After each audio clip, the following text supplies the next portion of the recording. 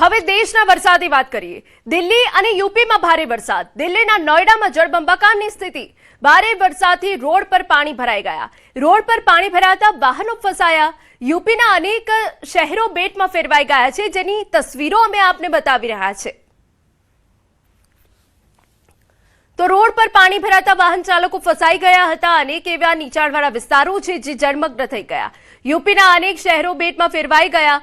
દિલ્હી યુપીમાં ભારે વરસાદ પડ્યો, જેના કારણે જે મુખ્ય માર્ગો છે ત્યાં નદી વહેતી હોય તે પ્રકારની સ્થિતિ સામે આવી। સૌથી વધારે ખરાબ દશા નોઈડાની થઈ છે કે જ્યાં એક એવો વિસ્તાર નથી જે પાણીમાં ગરકાવ ન હોય।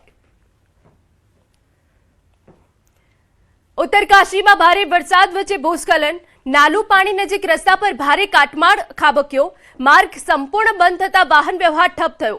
વહીવટી તંત્રની ટીમો અને જેસીબીથી કાટમાળ હટાવવાની કામગીરી શરૂ। વહેલી તકે માર્ગ પુનઃ શરૂ કરવા તંત્રના પ્રયાસો ચાલુ છે।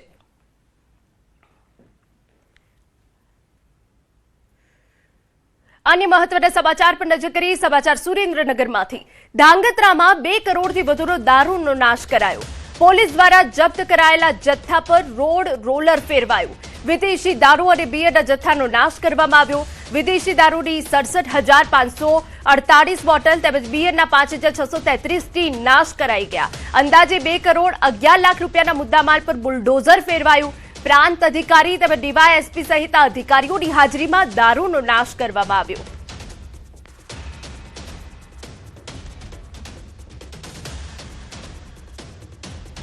અમદાવાદ શહેરમાં ભૂવો પડવાનો સિલસિલો યથાવત। ડ્રેનેજ લાઇનમાં ભંગાણ થતા જીવરાજ પાર્ક વિસ્તારમાં ભૂવો પડ્યો। જીવરાજ પાર્ક વિસ્તારમાં વધુ એક ભૂવો પડતા લોકો પરેશાન। અગાઉ પણ એપીએમસી પાસે પણ એક ભૂવો પડ્યો હતો। 4 રસ્તા પાસે મેટ્રો સ્ટેશન નજીક ભૂવો પડતા રસ્તો કોર્ડન કરાયો। સતત ભૂવો પડવાની ઘટના સામે આવતા તંત્ર દોડતું થયું છે। આમાં વાંક કાઢવો કોનો? તંત્રનો કાઢવો, પબ્લિકનો કાઢવો, કોનો કાઢવો એ ખ્યાલ નથી આવતો।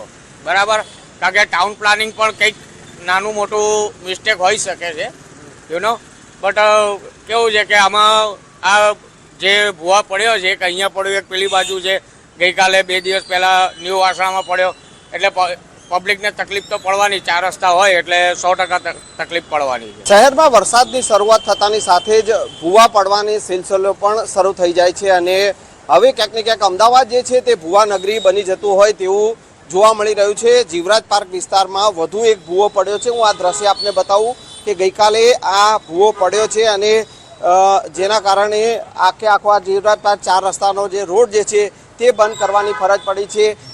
મેટ્રોનું સ્ટેશન છે અને તેની નજીક આ જે રસ્તા પર ભૂવો પડ્યો છે। પહેલી વારની આ ઘટના નથી। જીવરાજ પાર્ક વિસ્તારમાં અવારનવાર દર વર્ષે આ પ્રકારે ભૂવા પડવાની જે છે થતી હોય છે સ્થિતિ, અને તેમ છતાં તંત્ર ક્યાંક ને ક્યાંક જે છે તે નિંદ્રાધીન હોય તેવું લાગી રહ્યું છે। હાલ આ જે ભૂવો પડ્યો છે 4 રસ્તા પર અને તેના કારણે તંત્ર દ્વારા બેરિકેડ કરી અને રસ્તો જે છે તે કોર્ડન કરવામાં આવ્યો છે, પરંતુ આ પ્રકારની સ્થિતિ કેમ થાય છે તે સૌથી મોટો સવાલ છે। કારણ કે આ પ્રકારના જે ભૂવા જે છે તે મોટા અકસ્માત સર્જતા હોય છે અને આ જીવરાજ પાર્ક વિસ્તારમાં 2 ભૂવા જે છે, એક થોડા દિવસ પહેલાં પણ એક ભૂવો પડ્યો હતો, એપીએમસી પાસે પણ એક ભૂવો પડ્યો હતો અને વધુ એક ભૂવો જે છે તે જીવરાજ પાર્ક 4 રસ્તા પર પડ્યો છે અને જેના કારણે લોકોને મુશ્કેલી વેઠવાનો વારો આવ્યો છે। સંજય ટાંક, ન્યૂઝ 18 ગુજરાતી, અમદાવાદ। મહત્વના સમાચાર કે જ્યાં ગુજરાતના 2 શહેરમાં ચાંદીપુરાનો કહેર। પંચમહાલ બાદ સાબરકાંઠામાં વાયરસ વકર્યો। હિંમતનગરમાં ચાંદીપુરા વાયરસથી બાળકનું મોત થયું છે। રાજસ્થાનથી સારવાર માટે આવેલા 6 વર્ષના બાળકનું મોત થયું। 4 દિવસ અગાઉ રાજસ્થાનથી સારવાર માટે આવેલા બાળ દર્દીનું મોત થયું। અત્યાર સુધી હિંમતનગર સિવિલમાં ચાંદીપુરા વાયરસના 5 શંકાસ્પદ કેસ નોંધાયા છે। એક બાળ દર્દીનું મોત થયું। 2ના રિપોર્ટ નેગેટિવ તો અન્ય 2ના રિપોર્ટની રાહ જોવાઈ રહી છે। આરોગ્ય વિભાગ બાળકના મોતને લઈ દોડતું થયું છે।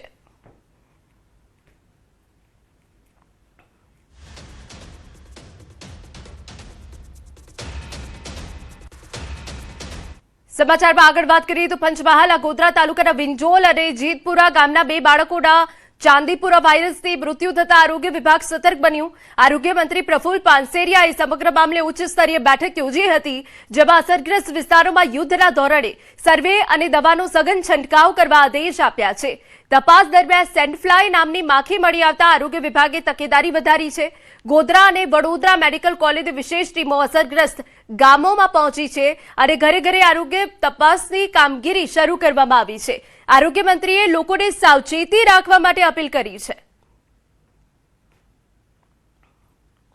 તુરંત જ ઈલાજ માટેની સલાહ પણ અત્યારે હાલ પૂરતા આ બે બાળકોના પોઝિટિવ આવવાથી મૃત્યુ થયા છે, જે ખૂબ જ દુઃખદ ઘટના છે અને આરોગ્ય વિભાગે ખૂબ ગંભીરતા લઈ ત્યાં તપાસથી લઈ આજુબાજુના ગામોમાં તપાસ, યાની કે કેટલા પેશન્ટ છે, શું છે, એ બાબતમાં હાલ પૂરતા બીજા કોઈ આ બાબતના ચાંદીપુર વાયરસના ક્યાંય કેસ પ્રાપ્ત થયા નથી. ગભરાવાની જરૂર નથી, પણ સાવચેતી રાખવાથી રોગને આપણે અટકાવી શકીશું.